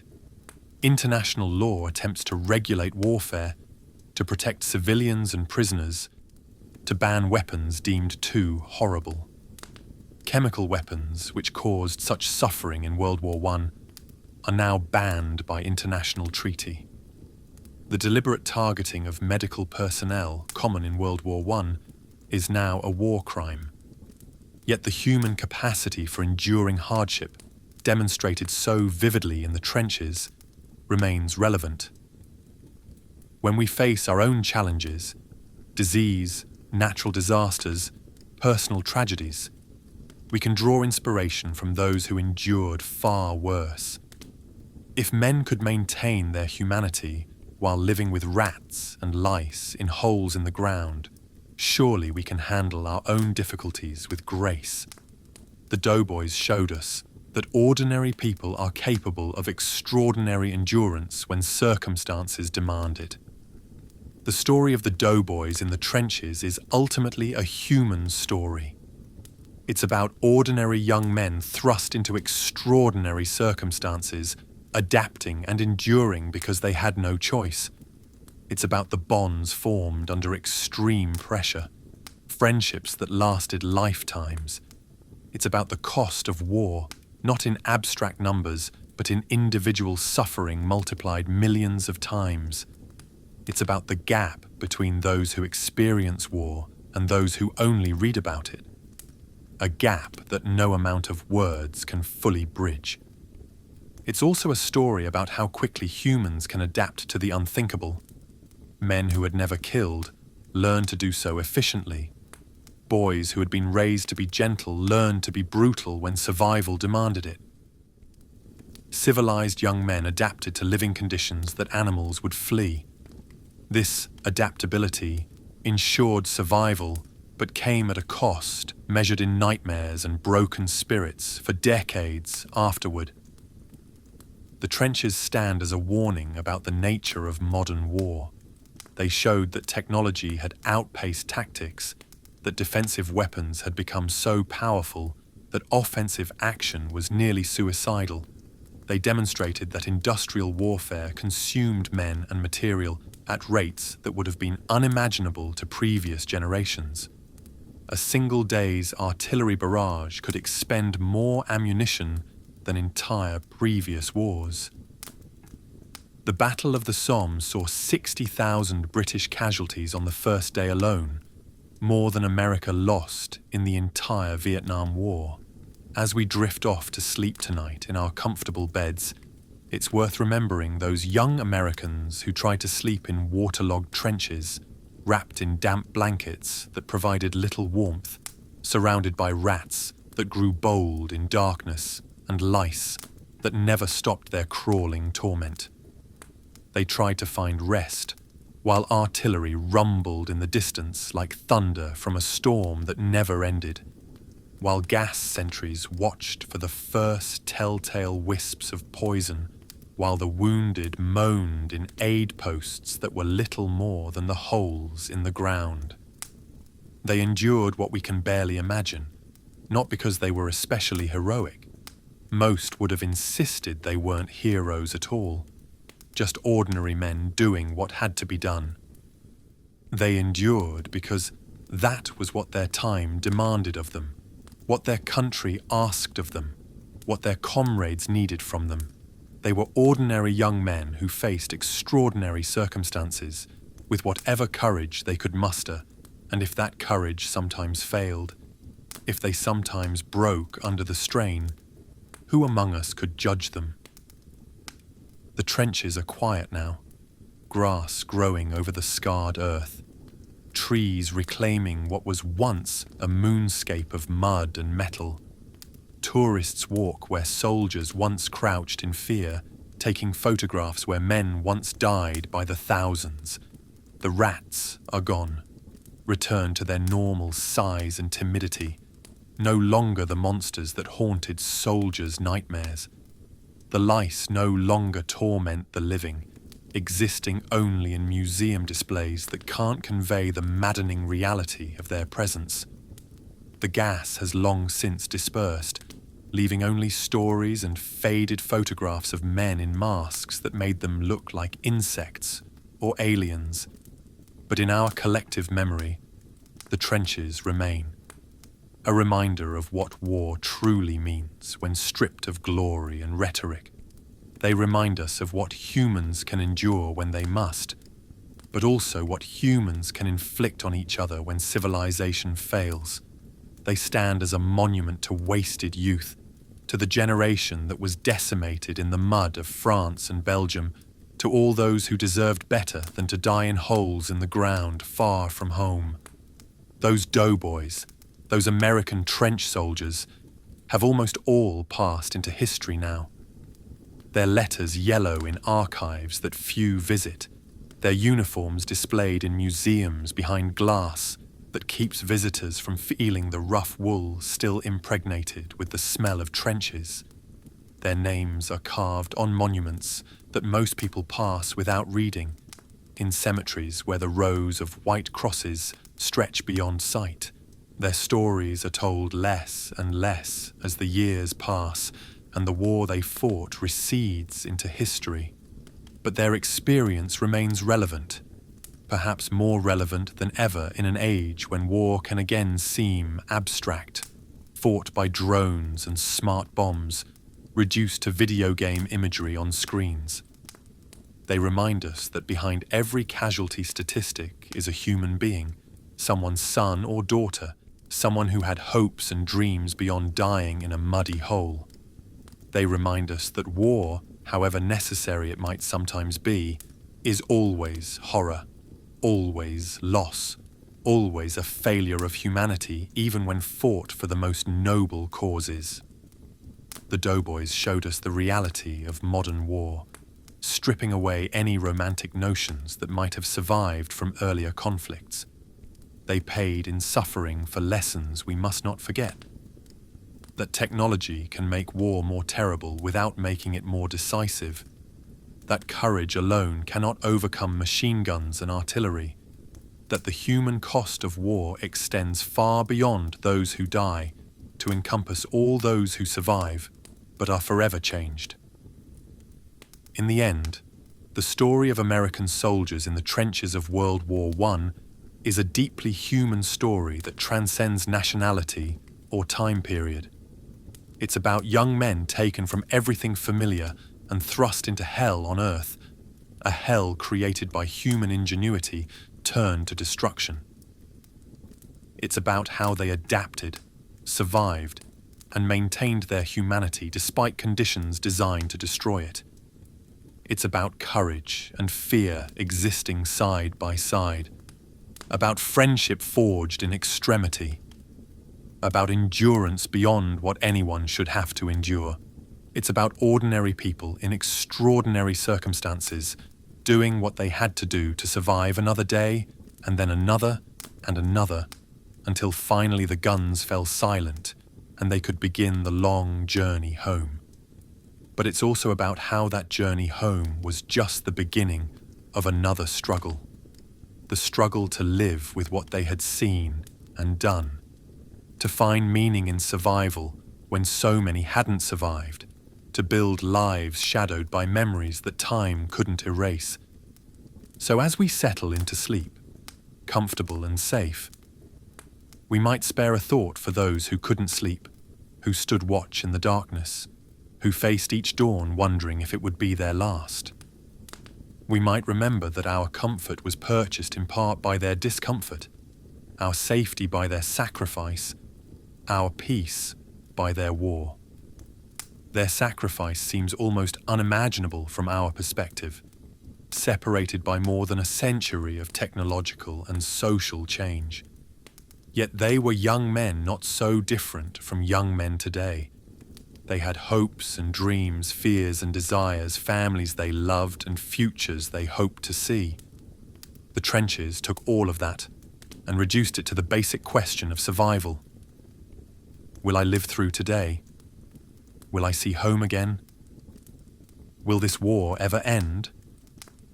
Questions that we, thankfully, don't have to ask. Questions that they lived with every moment of every day until finally, on November 11th, 1918, at the 11th hour, the guns fell silent, and the surviving doughboys could begin to believe they might actually make it home. Their legacy lives on, not in glory or romantic memory, but in the stark reminder of what war really means when you strip away the flags and the music and the speeches, the rats that grew fat on human flesh, the lice that drove men to distraction, the mud that could drown you, the gas that could kill you with a breath, the shells that could erase you from existence in an instant. These are the realities they wanted us to remember, not because they wanted pity, but because they wanted us to understand. They had learned the hardest way possible that war is not adventure but horror, not glory but survival, not heroic charges but cowering in holes while death rained from the sky.